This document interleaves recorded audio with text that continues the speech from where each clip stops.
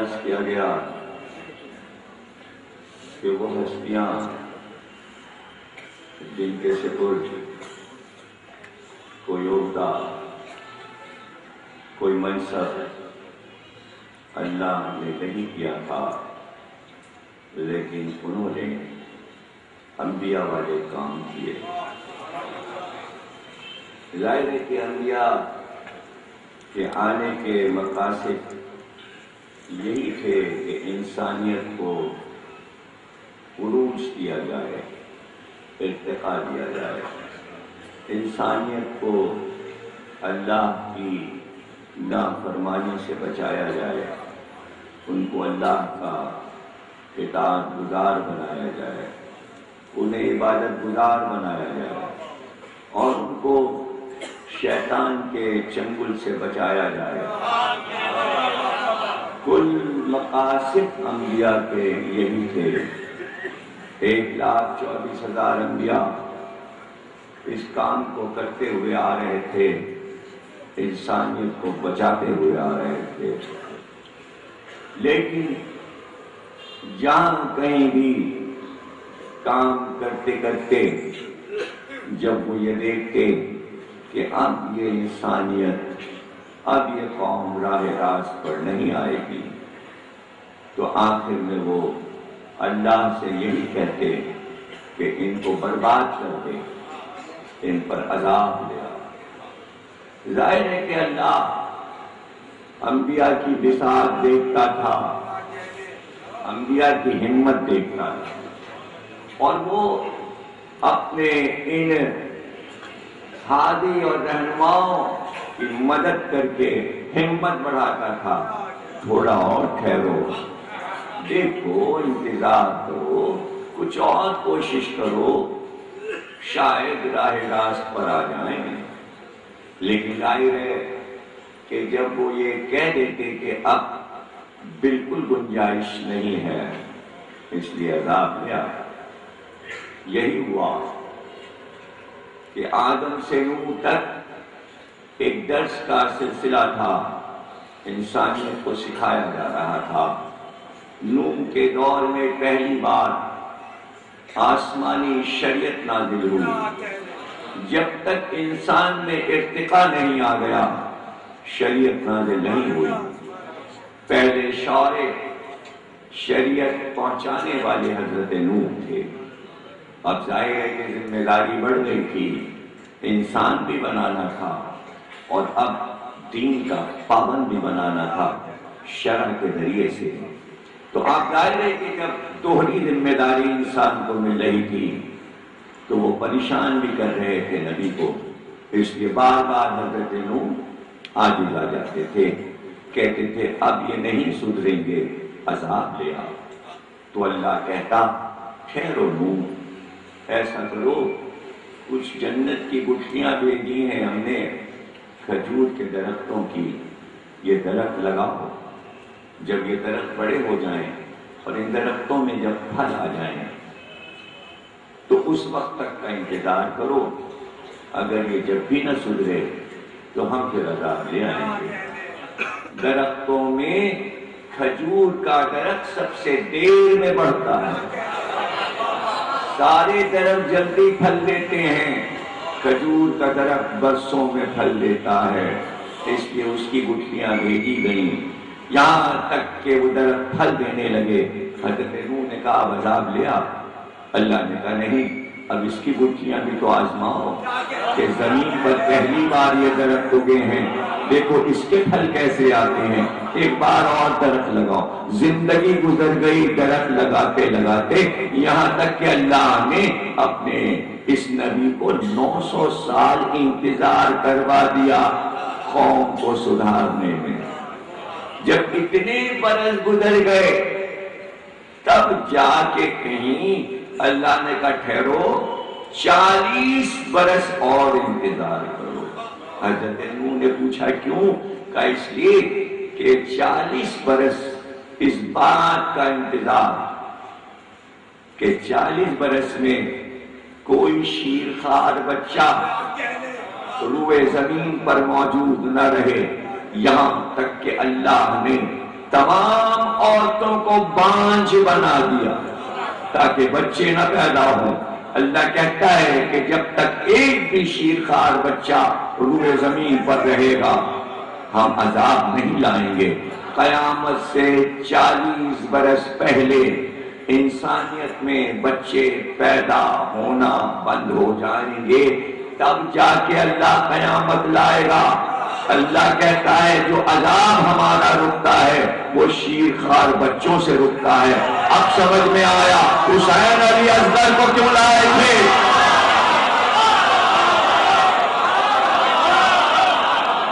آنے والے عذاب کو روکا تھا، آنے والے عذاب کو روکا تھا۔ اگر میں یہ بتاؤں کہ انبیاء کے کام کیا کیا تھے تو وقت گزر جائے گا، لیکن یہ بتا دوں کہ انبیاء اپنی قوموں سے ناراض ہو جاتے تھے۔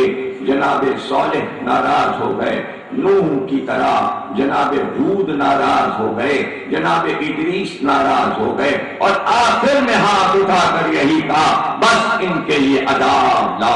حضرت نوح، حضرت صالح، حضرت ہود، حضرت لوط، حضرت ادریس، یہ وہ انبیاء ہیں کہ جنہوں نے بڑی بڑی قوموں کے لیے بد دعا کی، انہیں برباد کر دے، انہیں تباہ کر دے، یہ نافرمان ہیں تیرے، یہ کسی طرح اسلام اور دین کو پسند ہی نہیں کرتے، یہ بت پرستی نہیں چھوڑ رہے۔ تو بس یہاں پر آزمایا جاتا ہے کون سا نبی ہے کہ جو آگے بڑھتا جاتا ہے۔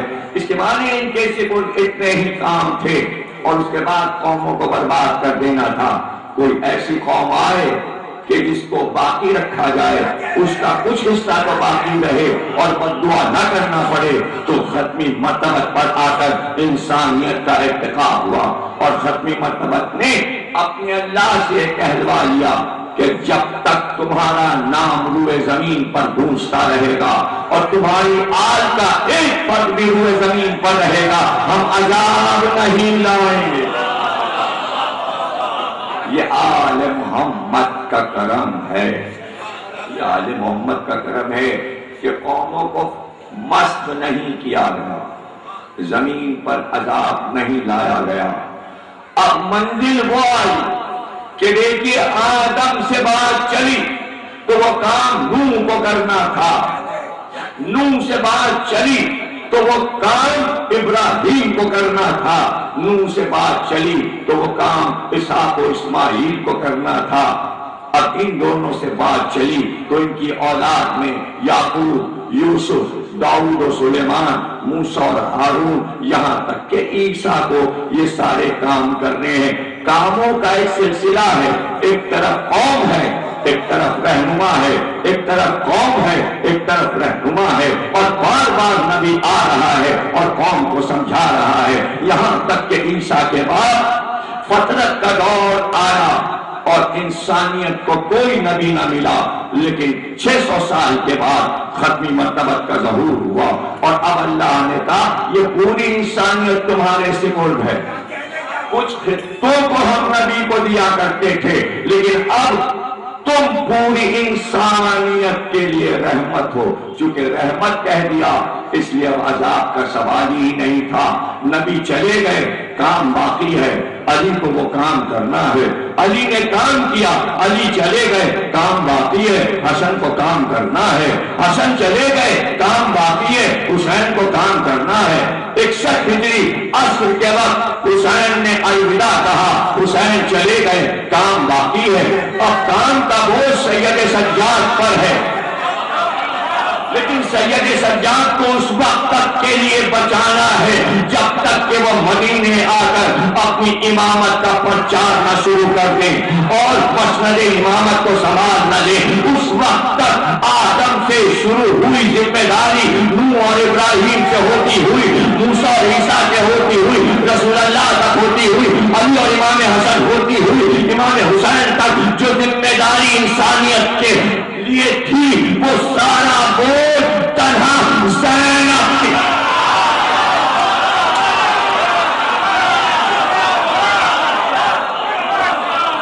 آپ نے آسانی سے سن لیا، مشکلیں تو انبیاء کی دیکھیے، کہاں سے انبیاء گزرے، تو اب جہاں انسانیت ہے اور نبی ہے، اور جب وہ نافرمانی سے نہ ہٹے تو بددعا ہے، اس کے معنی انتخاب کیا اللہ نے رحمت للعالمین کا کہ آمنہ کا لال بددعا کے لیے ہاتھ نہیں اٹھائے گا، تو میں کیوں نہ کہوں جو نانا کا کردار تھا وہی نواسی کا۔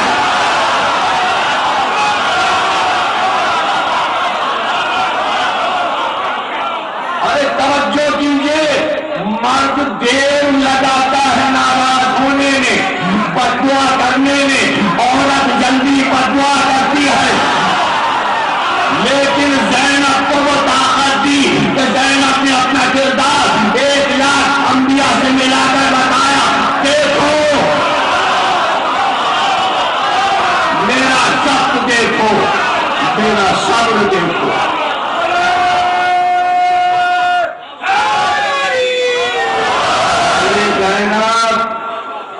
صبر زینب، کام انبیاء والا، کام انبیاء والا، سلے کی تمنا نہیں، بات بنانی ہے ایک گھرانے کی۔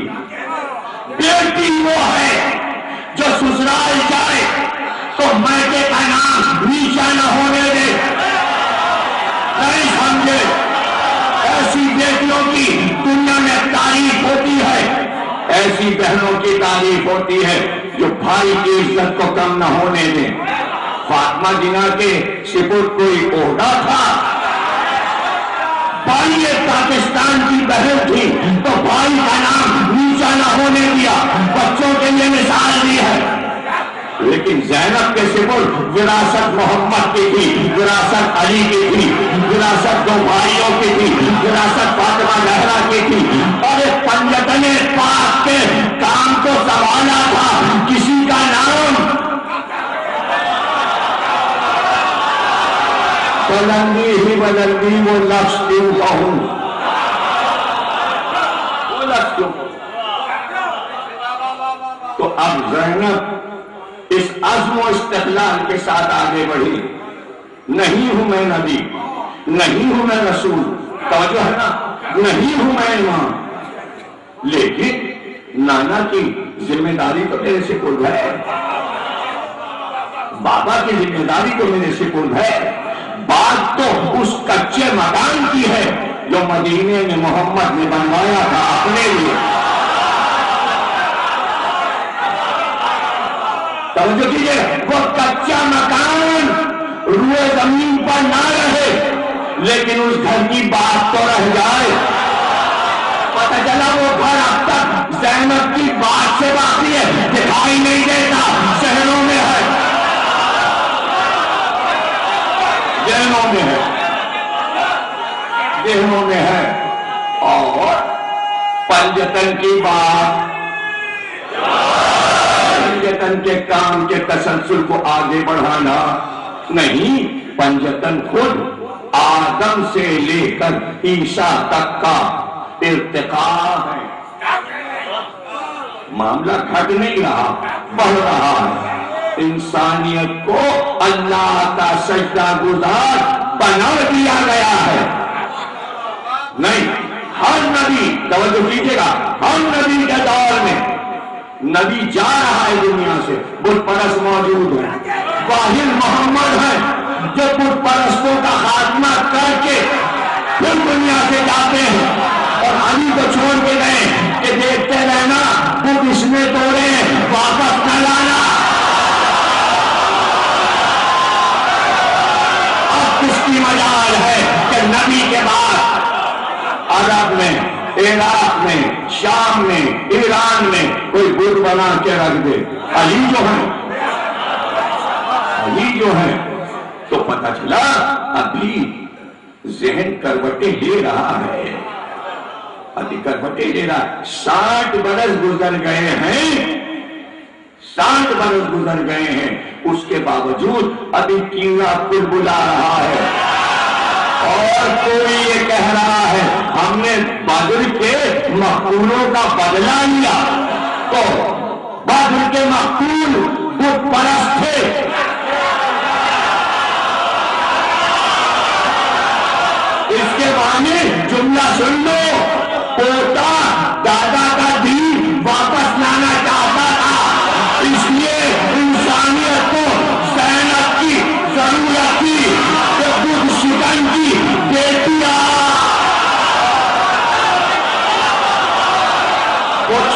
کی بیٹی آج. توجہ کیجیے گا. علی نے بتوں کو توڑا. زینب نے جس کے دماغ میں بت تھے اس کو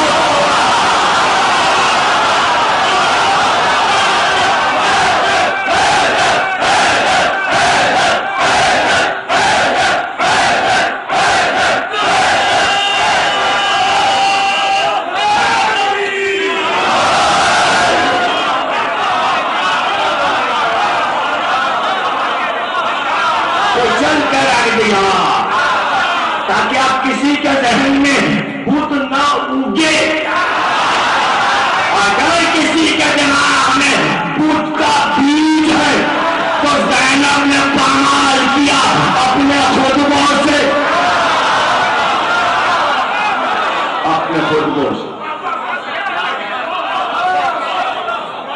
آپ آسان سمجھتے ہیں. ہاں مصائب میں 2.25 مہینے ہم زینب کا نام رو لیتے ہیں. نہیں، اب یہ بات نہیں ہے کہ اسی طرح ہم چلیں.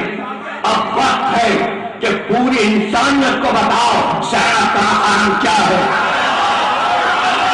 15 تقریریں تو یوں ہی میری چھپی ہوئی عظمت زینب کے نام سے ہیں. ایک ایک تقریر پڑھو، ایک ایک لفظ کا میں گواہ ہوں. عالی آبا کی تقریریں ہیں یوم زینب کی، ابھی سب نہیں چھپی. 50 تقریریں حضرت زینب پر کر کے آپ پھر تیسری ہے اس عشرے کی. اور میں ابنائندہ اس موضوع سے ہو سکتا ہے 10 کر جاؤں اگر بی بی کی مدد ہوئی، تاکہ دنیا کو پتہ چلے ہیں کیا زینب.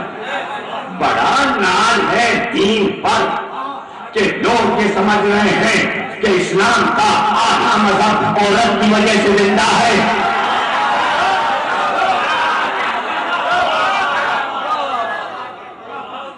کون سی عورت؟ کون سی؟ کربلا کی شیر بھی خاتون. ٹھنڈے دل سے سوچنے کی ضرورت ہے. آج میں گفتگو کر رہا ہوں. آدم کا کیا کام تھا، نوح کا کیا کام تھا، ابراہیم کا کیا کام تھا، موسیٰ کا کیا کام تھا، خضر کا کیا کام تھا، یحییٰ اور زکریا کا کیا کام تھا، عیسیٰ کا کیا کام تھا. اور ایک طرف آپ کی نگاہوں میں شہزادی زینب کی سیرت ہے، ان کا عزم ہے، ان کا استقلال ہے. ایک کوہ صبر ہے، کوہ صبر ہے جو تمام انبیاء کے کوہ صبر سے بلند ہے، جس کی اونچائی کو کوئی سر نہیں کر سکتا. اس لیے کہ زینب نے کہا، خود کہا زینب نے، اتنا صبر کروں گی، اتنا صبر کروں گی، اتنا صبر کروں گی کہ خود صبر میرے صبر سے عاجز آ جائے گا.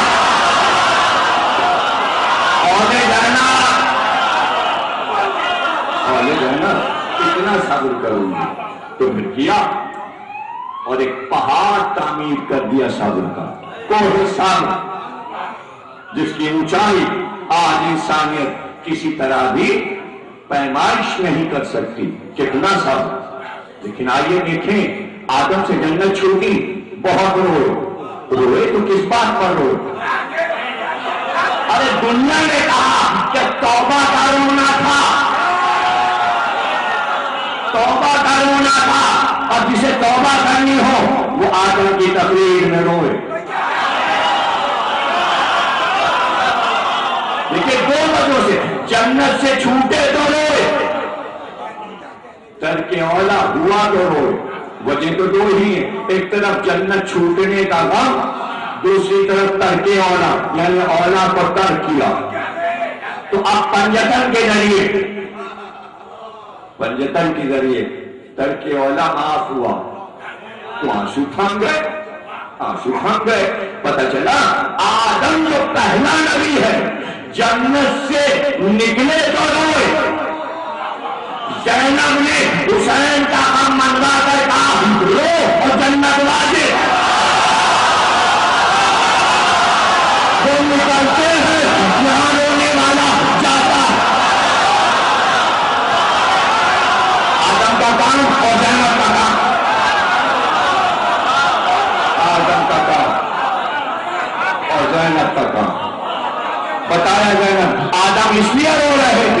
کہ ترک علماء کروانا تھا.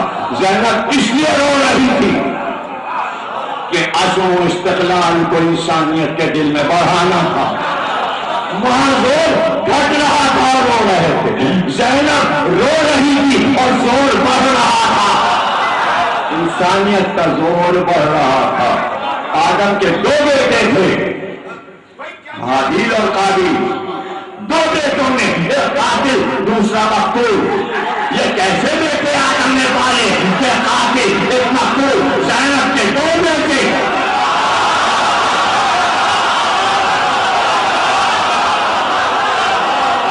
اور کربلا کے شہید، ماں کے فرما بردار، باپ کے فرما بردار، صراط مستقیم پر قائم.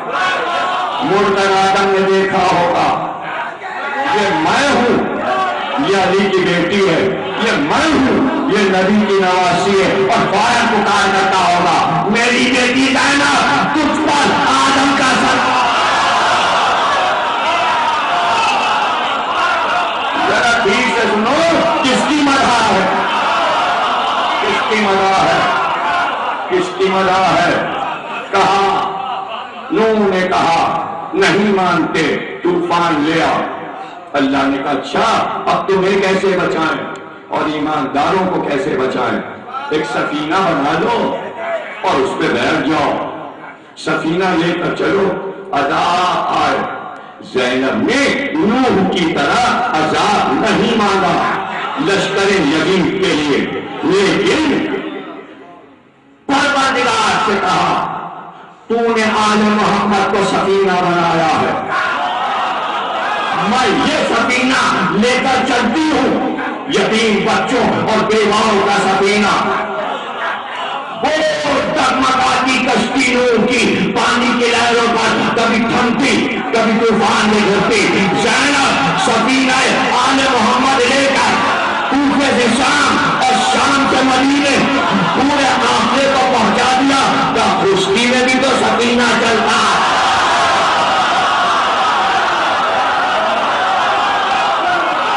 میں لے آئی سفینہ، میں منزل پہ پہنچا رہی ہوں.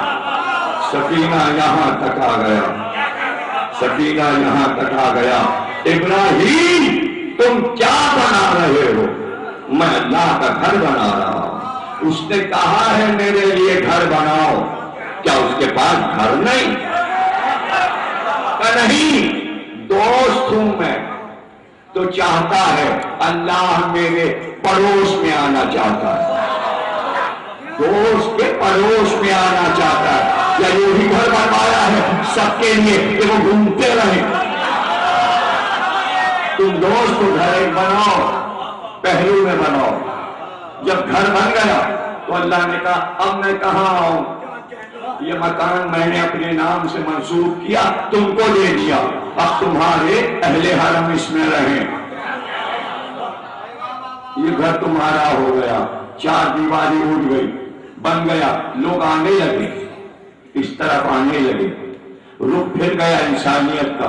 یہی اللہ کا گھر، یہ ہے اللہ کا گھر، ابراہیم نے بنایا. یہ ہے اللہ کا گھر، ابراہیم نے بنایا. زینب نے جہنم کے روز بھائی کی قبر میں پہنچ کر چار دیواری بنوائی. تو انسانیت کا ادھر مڑ جائے. ابراہیم نے کعبہ بنایا، زینب نے کربلا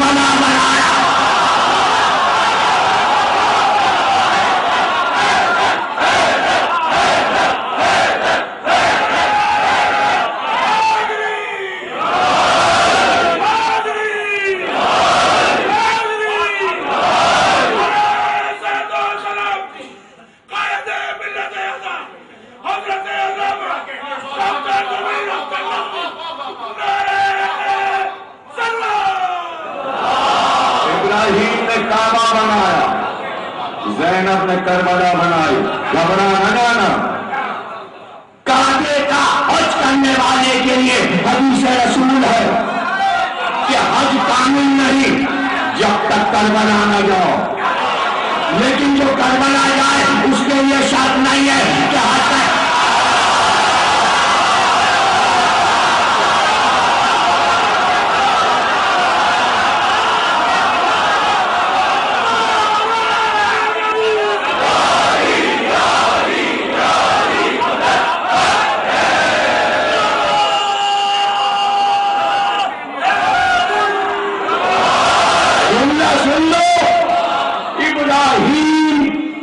زندہ رہ گئے اپنی تعمیر سے، ایک تعمیر ابراہیم کی، ایک تعمیر زینب کی۔ نسلوں میں اگر کوئی چیز جائے تو ارتقا ہوگا تو عظمت ہوگی۔ انہوں نے کعبہ بنایا، مینار نہیں تھے، ایک سادی عمارت تھی۔ زینب نے مینار بلند کروا کے بتایا کہ یہ اشارہ ہے توحید کی طرف۔ کیوں؟ اس لیے کہ ہر نبی کی انگلی اٹھتی تو وہ کہتا لا الہ الا اللہ، لا الہ الا اللہ، اور کوئی نبی نہیں کون اشارہ کرے لا الہ الا اللہ؟ حسین کے دونوں نال لا الہ الا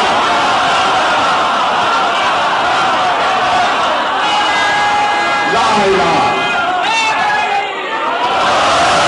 پہلی تقریر میں بتا چکا، زینب نے حدیث ام ایمن سنائی، یہاں مینار بنیں گے، یہاں عمارت بنے گی، یہاں ظاہر آئیں گے، قیامت تک ذریعہ حسین کا طواف نہیں رکے گا، یہ بھرا رہے گا۔ آج سناٹا لگ رہا ہے اور لاشا بڑا ہے۔ سید سجاد، میں دیکھ رہی ہوں کہ ازدحام ہے، ازدحام ہے۔ اب طے کرنا مشکل ہے کہ حج کا مجمع زیادہ ہوتا ہے۔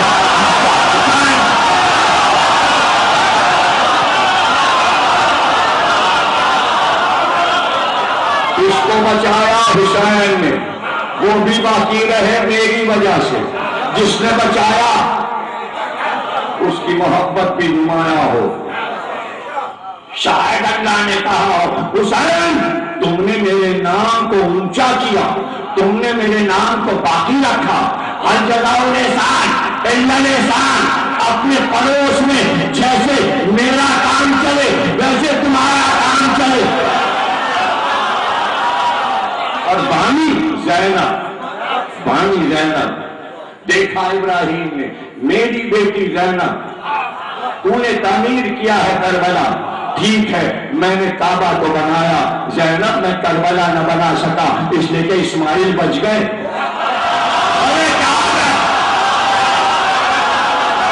اگر سوا ہوتے تو مینار کربلا بنتی۔ ہاں زینب وہ کربلا ہے، یہ کعبہ ہے، یہ خون کے چھینٹوں سے جگہ رنگین نہ ہو سکی۔ نبی کے بیٹے کا لہو یہاں نہ بہا، دونوں کا لہو بہا تو کیا، بکروں کا لہو بہا تو کیا۔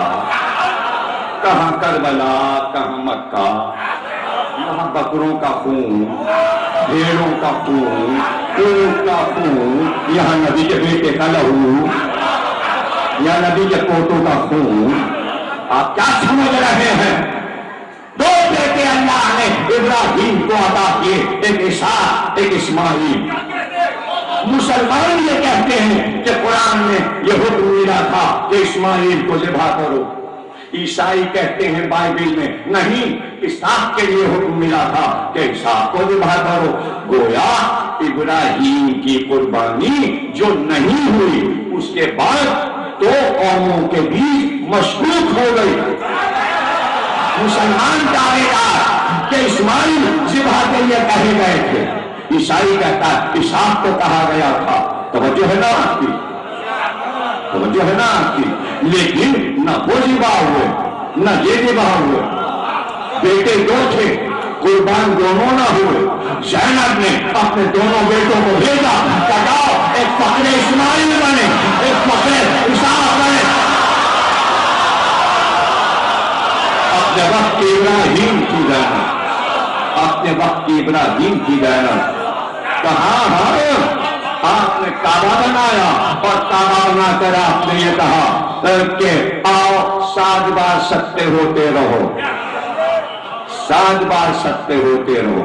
وہ گھر ہے، حسین اہل بیت ہیں، قیامت تک مسلمان 7 بار سجدے ہوں گے۔ میں نے اپنے بیٹوں کو لیا اور حسین کے گرد 7 بار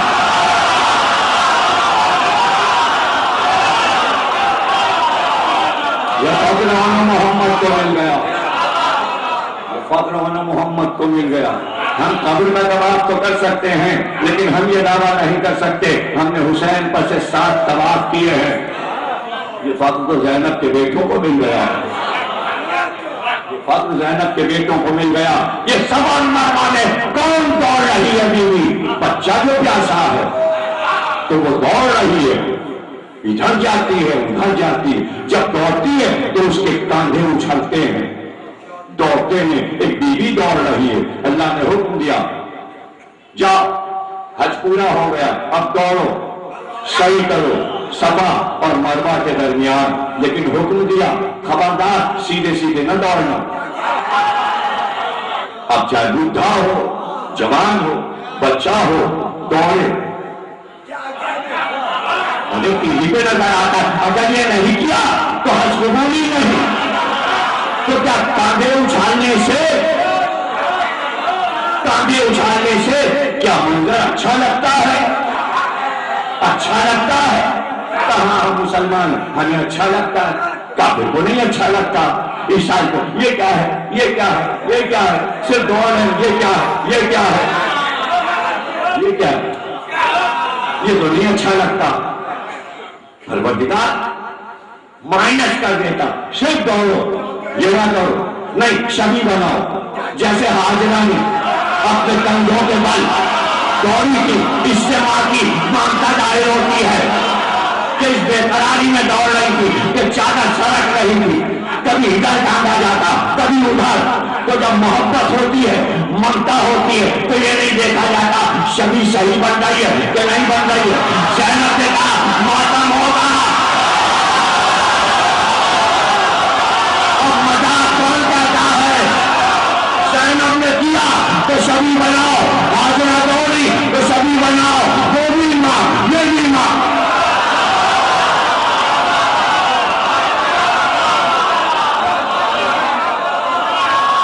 اس نے کہا ماتم نہ کرو، وہ جو کندھے اچھالتے ہیں صفا و مروہ کے درمیان، کبھی میں نے سوچا کہ یہ کیوں ہے؟ یہ صرف اس لیے ہے کہ حاجرہ نے زینب کے لیے آسانی کا راستہ کھولا تھا کہ جب سنت زینب پر عمل ہو تو بدعت نہ کہا جائے۔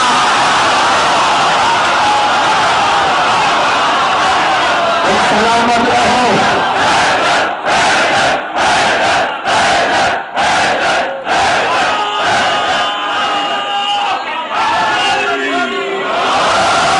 خوش رہو، تمہارے گھر آ رہے ہیں، اس شان سے مجلس سن رہے ہو۔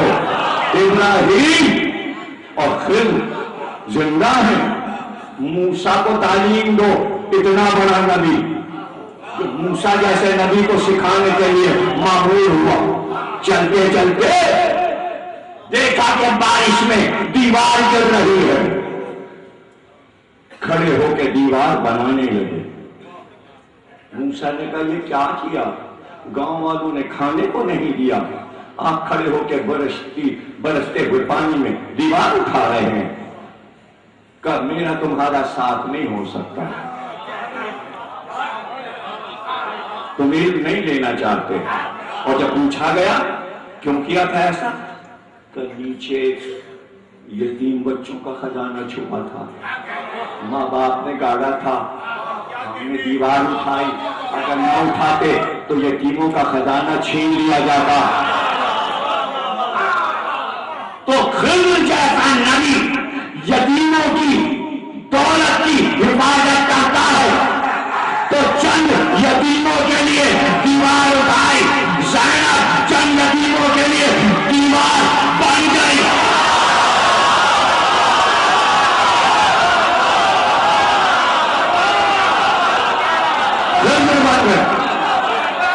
یہ سکینہ، یہ محمد عاقب، یہ رقیہ، یہ مسلم کے بچے، یہ چھوٹے چھوٹے بچے، یہ حسن کے پوتے یتیموں کے لیے سپر بن گئی، خود ہی دیوار بن گئی۔ بچے کھیل رہے تھے، ایک بچے کو پکڑ کے خضر نے حلال کر دیا۔ اب تو موسیٰ حیران ہو گئے، بچے کو مار ڈالا، 13 برس 14 برس کے بچے کو آپ نے مار ڈالا۔ کہ تمہارا میرا ساتھ ختم ہوا، اب یہ آخری باری تھی، اب تم ساتھ نہیں رہ سکتے۔ اچھا جا رہا ہوں، یہ تو بتائیے بچے کو کیوں مارا؟ کہ بڑا ہو کے نافرمان بننے والا تھا، اور ماں باپ کا نافرمان ہوتا، کافر نکلتا، ماں باپ کو پریشان کرتا، اس لیے میں نے اسے قتل کر دیا۔ زینب دربار یزید میں پہنچی، یزید کا بیٹا اس وقت 14 برس کا ہے، اولاد یزید کے لیے زینب نے بد دعا نہیں کی، اس لیے کہ زینب کو معلوم تھا یزید کا بیٹا باپ پر دادا پر لعنت کرے گا۔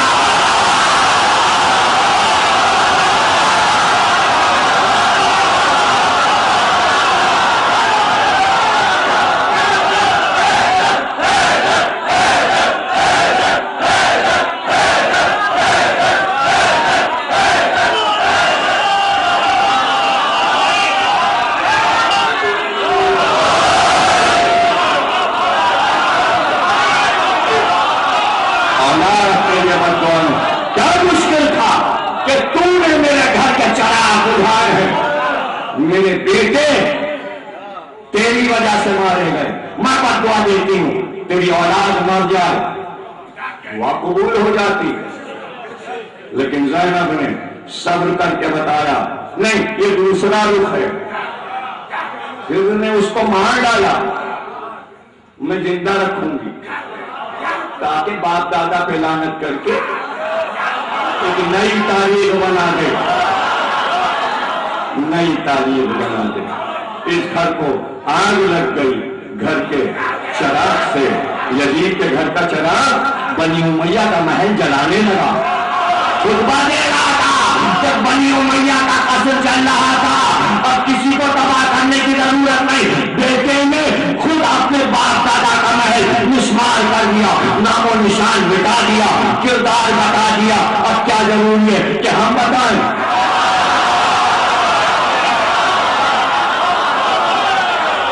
ضروری ہے ہم بتائیں؟ بیٹے نے بتایا، بیٹے نے سب کچھ بتا دیا، اور پھر بتا کر اسے زہر دے دیا گیا، نسل یزید ختم ہو گئی۔ وہ اپنا کام کر گیا، وہ اپنا کام کر کیسے گیا؟ وہ اپنا کام کیسے کر گیا 14 برس کی عمر میں؟ اس لیے کہ زینب نے سر فہرست بزدل امت کو جو چیز دی اس کا نام بتاتا ہوں۔ بزدل امت کو کوئی شجاع بنا سکتا ہے؟ اگر شجاع ہوتی تو پوری امت حسین کی مدد کے لیے جگہ جگہ سے نکل پڑتی کہ یہ نبی کے نواسے ہیں، رادشتائے آتے یہ نبی کے نواسے ہیں۔ لیکن عزم و ہمت اور استقلال امت میں نہیں تھا۔ زینب نے کہا نہ لڑو، نہ آؤ میدان میں طاقت تمہیں دیتی ہوں، اس طاقت کا نام ہے جرأت اظہار حق۔ ہر بات تو کہو، زبان تو کھولو، خطبہ دے کے ہمت پیدا کی، ایسی ہمت کہ یزید کے بیٹے میں ہمت آ گئی تو باپ پر لعنت کرے۔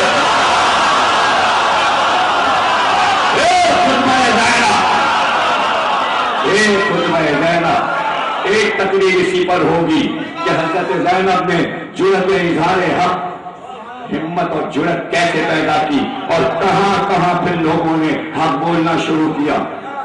مان ڈالو حق بولیں گے، مان ڈالو حق بولیں گے۔ ظالم ترین ہے متوکل، اتنا ظالم کہ لوگوں کو دیواروں میں زندہ چنوا دے، لاشوں کو سڑکوں پہ کھینچے۔ 2 بیٹے تھے اور پڑھ رہے تھے استاد سے، نہیں پتا تھا کہ استاد کا دین کیا ہے، عقیدہ کیا ہے۔ ابن سکیت بیٹھا پڑھا رہا تھا، متوکل آیا، اس نے کہا یہ میرے دونوں بیٹے پڑھائی میں کیسے ہیں؟ کہا اچھے۔ کہا یہ دونوں میرے بیٹے فاطمہ کے بیٹے حسن اور حسین سے بہتر ہے نا؟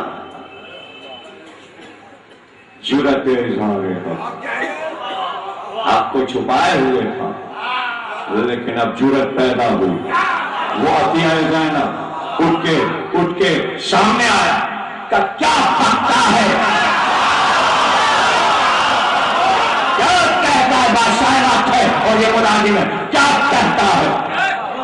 ارے تیرے یہ دونوں بچے علی کے غلام کمبل کی جوتی کے تلے کے برابر نہیں ہے۔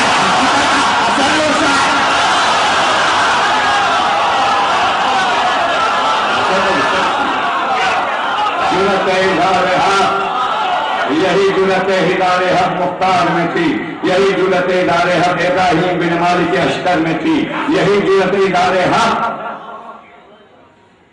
سلیمان بن سرد فضائی میں تھی، یہی جرأت ہدار حق بڑھتی گئی، حلیمہ دائی کی نواسی میں آ گئی۔ حجاج جیسا ظالم جرأت ہدار حق، کیا بنی امیہ کیا بنی عباس کے ظالم جرأت اظہار حق۔ زینب بڑھ گئی اور امت کو سکھا گئی حق بولنا، حق بولو گے تو ہمت بڑھے گی، استقلال بڑھے گا، عزم بڑھے گا۔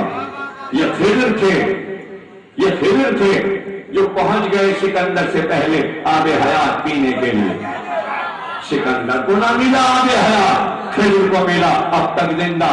سکندر مر گئے اس لیے کہ نہیں پیا، خضر نے پی لیا اس لیے اب تک زندہ۔ خضر نے خود پی لیا اور زندہ رہ گئے۔ توجہ ہے نا آپ کی، موضوع تو نہیں بھول گئے، ہوشیار ہے نا۔ زینب نے اپنی آنکھ کا آب حیات اسلام کو پلایا۔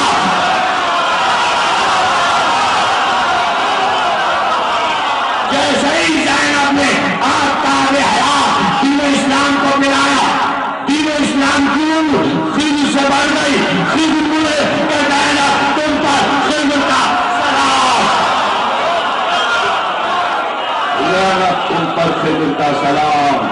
موسیٰ کو حکم ہوا، فرعون بڑا سرکش ہو رہا ہے، جا اسے سمجھاؤ جا کر۔ کہا اکیلے کیسے جاؤں، اکیلے کیسے جاؤں، مددگار ساتھ کر دے، مددگار ساتھ کر دے۔ علی نے کہا تھا زینب تمہیں دربار میں جانا ہے، موسیٰ کو اللہ نے حکم دیا تھا اگر زینب منصبدار ہوتی تو اللہ وحی کر کے بتاتا زینب تمہیں دربار میں جانا۔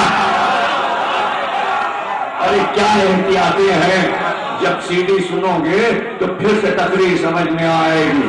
ابھی تو سامنے مجھے دیکھ رہے ہو اور سن رہے ہو، دوبارہ سنو گے تو ایک ایک بات سمجھ میں آئے گی۔ زینب نے یہ نہیں کہا بابا اکیلے،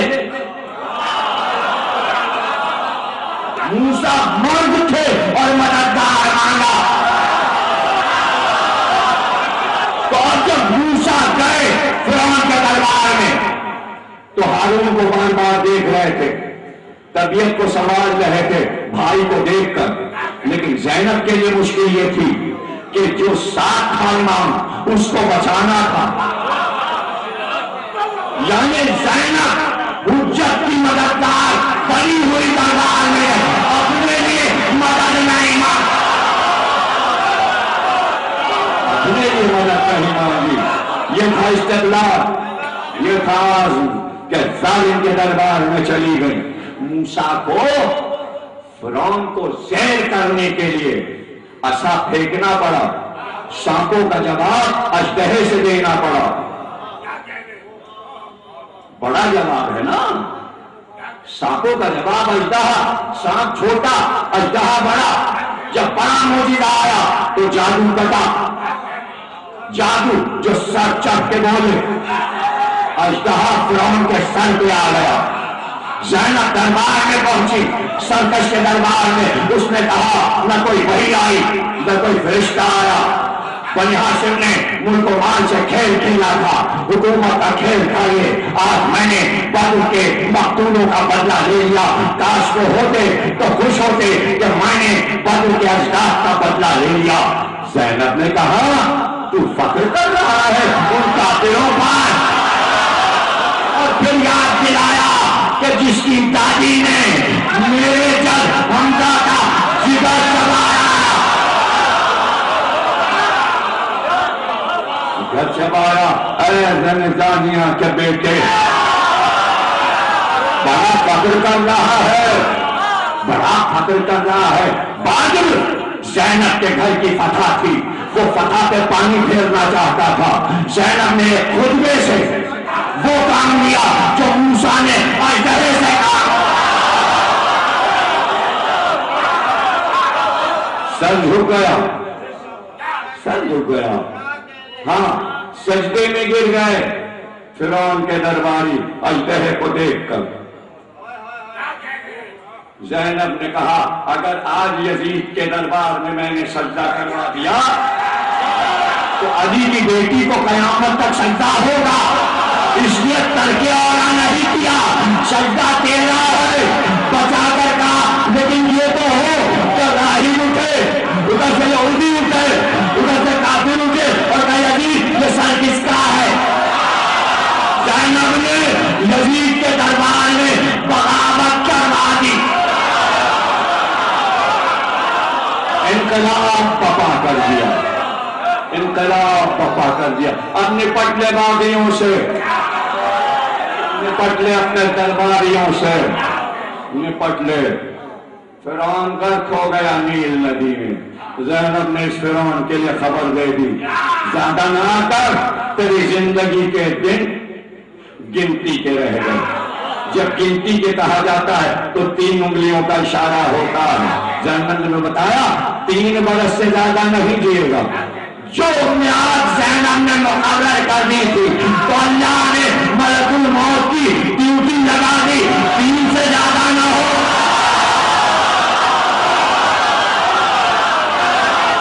غرق ہوا فرعون شام، غرق ہوا۔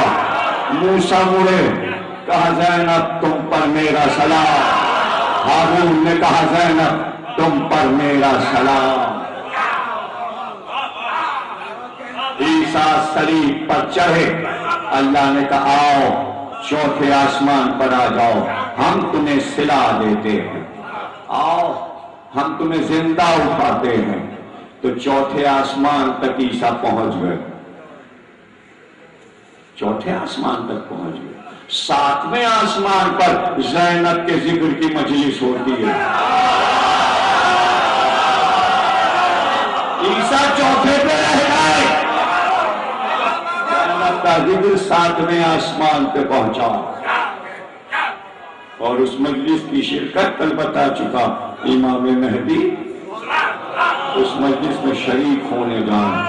یہ ہے زینب، رک جائے تقریر چاہے بڑھ جائے، سلیمان رہ گئے، داؤد رہ گئے، یحییٰ رہ گئے، زکریا رہ گئے، زہد عیسیٰ، زہد یحییٰ، کہاں ایسا زہد دیکھا گیا؟ لیکن قید خانے کے دروازے پہ یحییٰ بھی آ کے کھڑے ہو گئے، عیسیٰ بھی کھڑے ہو گئے۔ یا آپ کو پتا ہے شام کا وہ قید خانہ جس میں اہل حرم کو رکھا گیا، تاریخ نے لکھا یہ وہی قید خانہ تھا جس میں حضرت عیسیٰ کو گرفتار کر کے رکھا گیا تھا۔ اور یہ روایت تمام تاریخوں میں مختلف میں ہے کہ جب حضرت عیسیٰ اس اندھیرے زندہ میں گئے تو تمام بلوں سے بچھو، جانور، سانپ نکل آئے اور حضرت عیسیٰ کے قدموں پہ لوٹنے لگے۔ آپ نے حشرات الارض کے پیٹھ پہ ہاتھ پھیرا اور کہا تمہاری زندگی طویل ہے، ایک میرا فقر یہاں آئے گا، تمہیں زیارت ہوگی۔ عیسیٰ نے خبر دی کہ جیسے ہی سید سجاد آئے سب آ کے سید سجاد کے قدموں پہ لوٹنے لگے۔ نہیں سمجھے آپ؟ لوگ یہ سمجھتے ہیں قبر میں حشرات الارض مردہ کھا جاتے ہیں،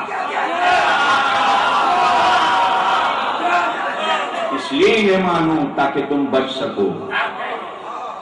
لوگ سمجھتے ہیں کہ جو وحشی پرندے ہوتے ہیں وہ لاشوں کو کھا جاتے ہیں۔ یہ فقر سلیمان امامت تھے، یہ فقر سلیمان امامت ہے، یہ فقر سلیمان ہے، شاہی کی سلیمان کے پاس پرندوں پر حکومت تھی۔ لیکن بنی اسد جب باہر آئے تو دیکھا دھوپ میں لاش حسین، لیکن عجیب منظر دیکھا، مرغابیوں نے اپنے پروں کو پھیلا کر حسین کی لاش پہ سایہ کیا۔ پھر کچھ دیر کے بعد وہ مرغابیاں فرات میں جاتی، اپنے پروں کو دھوتی اور آ کر لاشوں پر پانی کا چھڑکاؤ کرتے۔ جب تک دفن نہیں ہوئے پرندوں نے سایہ کیا اور پانی لاشوں پہ چھڑکا۔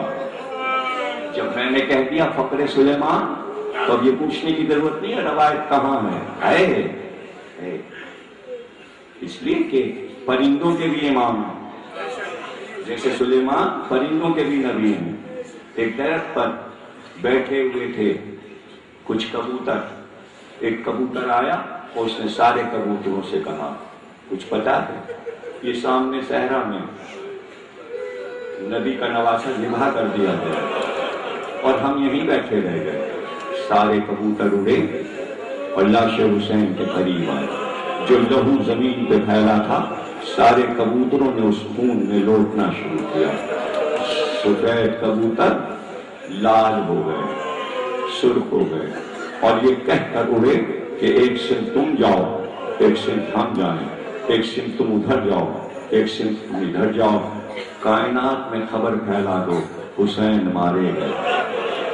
جس کبوتر کو مدینے جانا تھا وہ راہ باغوں میں رکتا ہوا چلا، لیکن جس درخت پہ بیٹھتا نوحہ کرتا، فریاد کرتا، وہیں کہیں ایک یہودی کے باغ میں اس کی اپاہج بیٹی بھی پڑی ہوئی تھی، وہ کھسکتی ہوئی آئی اس کی فریاد کو سننے کے لیے، سننے لگی کیسی دردناک آواز ہے اس کی، میں اندھی ہوں ورنہ میں دیکھتی کہ ایک بار کبوتر پھڑپھڑایا، ایک قطرہ اس کی آنکھ پہ گرا، آنکھ کھلی، دوسرا قطرہ دوسری آنکھ پہ گرا، دونوں آنکھیں کھلی، ایک بار اس نے اوپر دیکھا کہ ایک پرندہ فریاد کرتا ہے، اس کے پروں سے لہو ٹپکتا ہے، جیسے جیسے پر سے لہو ٹپکتا جسم پہ ملتی جاتی، دیکھتے ہی دیکھتے اپاہج نہ رہی، ٹھیک ہو گئی۔ یہودی آیا، اس نے پوچھا یہاں میری اپاہج بیٹی تھی، کہا میں تو ہوں، کہا تو ٹھیک کیسے ہو گئی؟ کہا بابا ایک پرندہ درخت پہ آ کے بیٹھا ہے، اس کے پروں سے لہو ٹپکتا ہے، لہو سے بڑی خوشبو آ رہی ہے، اس کے خون میں شفا ہے، اس کے خون میں شفا ہے۔ انبیاء کا لہو بہا، آدم سے عیسیٰ تک بہت سے انبیاء مارے گئے، لیکن کسی کے خون میں یہ اثر نہ تھا کہ مٹی کو شفا بنا دے۔ حسین کے لہو نے شفا دے دی، عیسیٰ کے ہاتھ میں شفا تھی، حسین کے لہو میں شفا تھی۔ زینب نے خبر دی